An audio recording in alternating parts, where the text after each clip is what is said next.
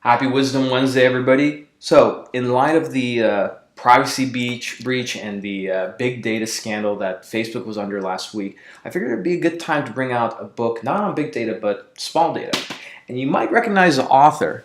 He is a very well-known and respected neuromarketer, and his name is Martin Lindstrom. He wrote this best-selling book. This is probably what you know him by, which is called Biology. It talks about the truth and lies behind why we buy and what brands do to really get customers hooked on their products. We'll talk about that another day. With small data, what is small data?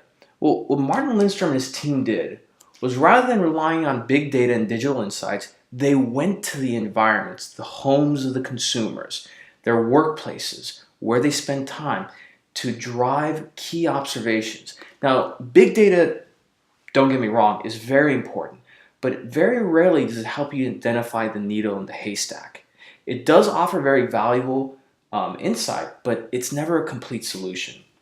You know, one thing that marketers, especially digital marketers, are getting hung up on these days, and it's a concern not only for me, but obviously for Martin Lindstrom, that's why he wrote this book, is this preoccupation with digital data, because it endangers the ability to have high quality insights and, more importantly, make keen observations. Ogilvy, who invented pretty much A/B testing, was very good at doing something like this.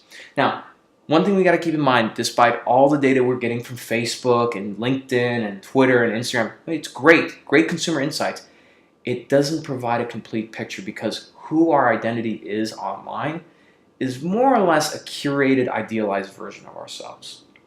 Now, there's this nice cycle that Martin Lindstrom put together about how to start pulling together small data. But to give you an idea of what that looks like, we can say that this right here is small data, at least getting the observation. We call it subtext research. From subtext research, we get a little bit more clarity and we get small data. And from small data, we tweeze that apart from small mining of that small data. And eventually you find a common thread, and that turns into a concept. So here's how we get to that. First, we start out by collecting the data, right over here, and this is what makes up the subtext research. From there, we go to clues, and we start looking for pieces of who these people are, who the consumers are, and what drives them. And eventually, when you put these clues together, you'll start making connections. Now, when you start making those connections, you get to causation. What causes? What emotion was evoked? Because emotions drive actions.